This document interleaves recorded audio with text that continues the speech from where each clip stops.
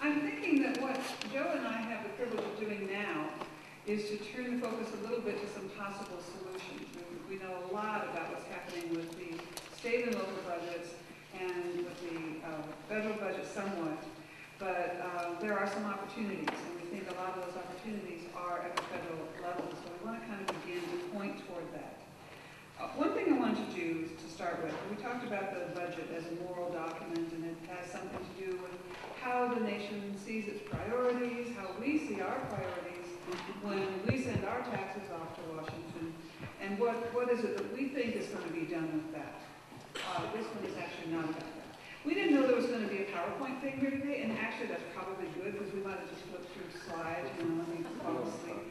But as it happens, there is one, and so we have one particular slide that Joe's going to talk about a little bit later. But for right now, what I would like to do is a human PowerPoint, because after all, we know that the power is really with the people, and so I would like you to be the PowerPoint for this first exercise, which is what is in the federal budget. Specifically, what happens if you send $100 of income tax to the federal government? What does that represent? So if you would bear with me, and I think this might be good after lunch when it's sometimes a little hard to stay focused, if you would stand up, not everybody, but just the number of people that I asked for, to represent a certain part of the budget. So one of the functions of the federal government, for example, is that we need energy programs. We need to protect the environment. We need to create new jobs. We maybe even need to keep up with the coal plants that are out there already. We need to do all kinds of things about that. We also need some scientific research. We need work on the weather, all of these kinds of science and basic research things we need as well, which includes a lot of grants to the universities to do research. And space exploration is part of this too. So this is the science, energy, and environment section. How much do you think we get on that one out of $100? Any ideas? $1. $1? Actually, you get 3. So I can have 3 people stand up to represent the environment. This is what's in the 2011 budget right now. Okay, oh, got too many. So 3 people. Remember your role. 1, 2, 3. Okay, remember your role, because I'm going to ask you to stand up again in a little bit. Okay, now, definitely, you can stand up. Definitely, we need help supporting the economy. Now, even in good times, when we're not trying to rescue the economy, we need roads, we need highways, we need transportation of various sorts, we need regulation of aviation, we need support for agriculture, although we may disagree exactly how that's done. We need investments also in our future, in education at all levels, and in job training and employment programs and things that keep this economy running. As somebody pointed out this morning, if you don't have customers that can buy your products, you can't produce the products, so the whole thing doesn't work. So for supporting the economy, we get $6. Who's the 6 people who are supporting the economy? There's 1, 2, 3, 4, 5, 6. All right, 6 people. All right. Then of course you've got the general government operations. That's running the legislature, running the courts, running the executive branch. It's also the law enforcement stuff, which takes in immigration authorities and the FBI and the Department of Homeland Security.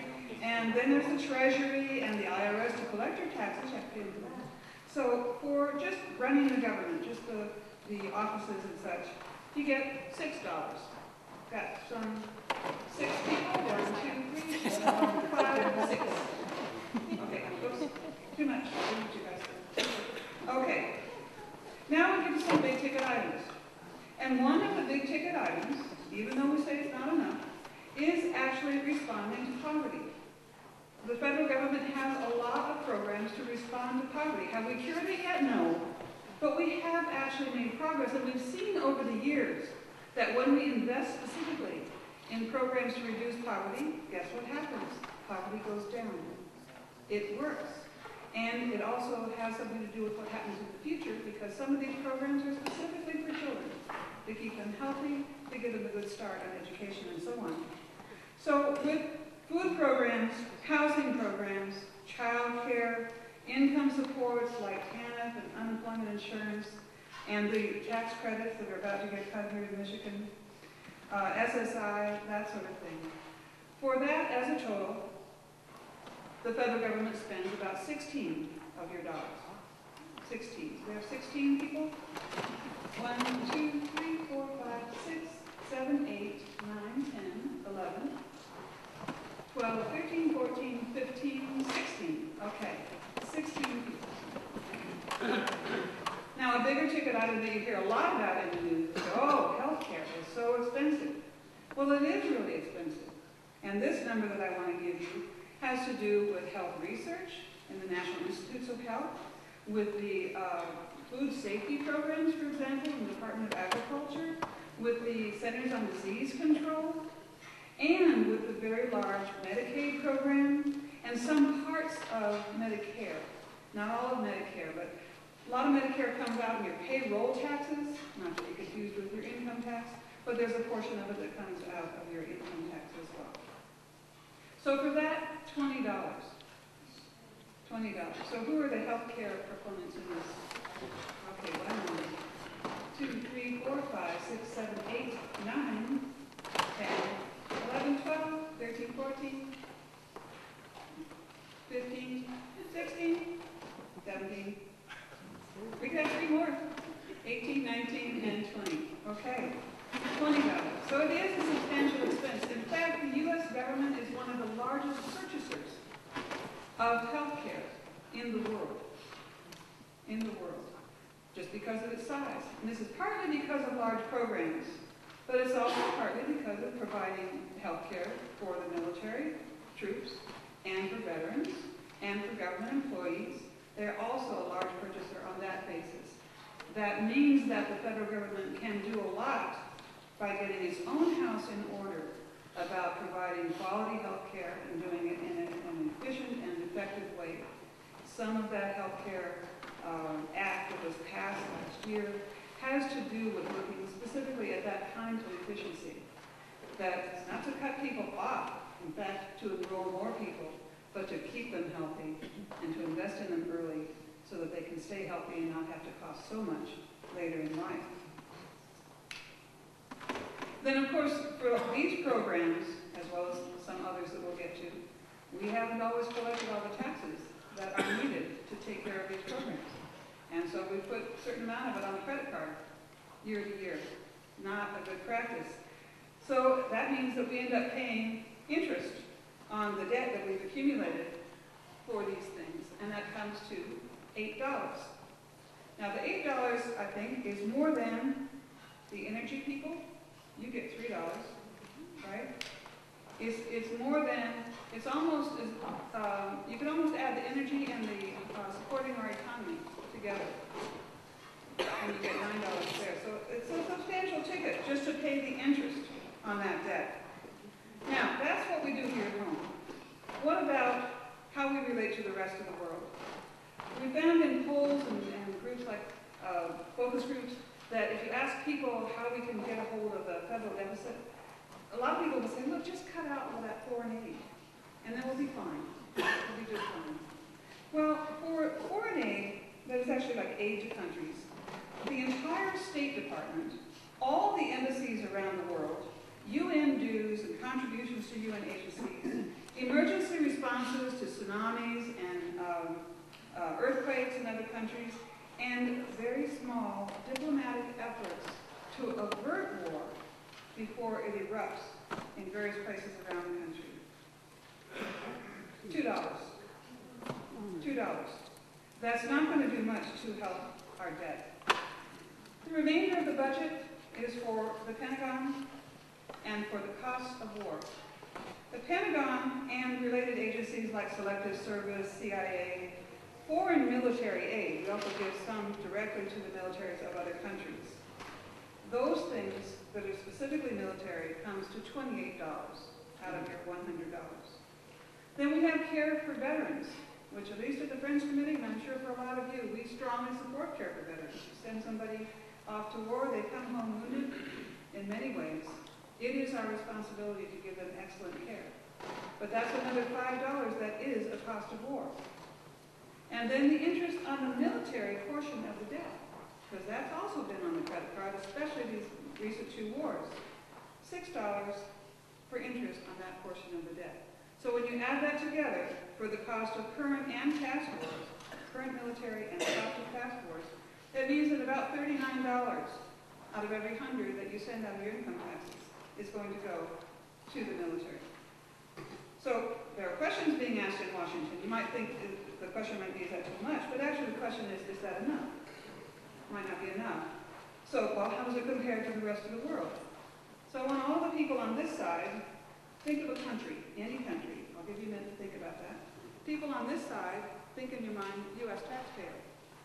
I want the people on this side to say the name of your country. Okay? And people on this side say U.S. taxpayer. U.S. taxpayer. U.S. taxpayers are paying at least what everyone else in the world combined is paying for their military.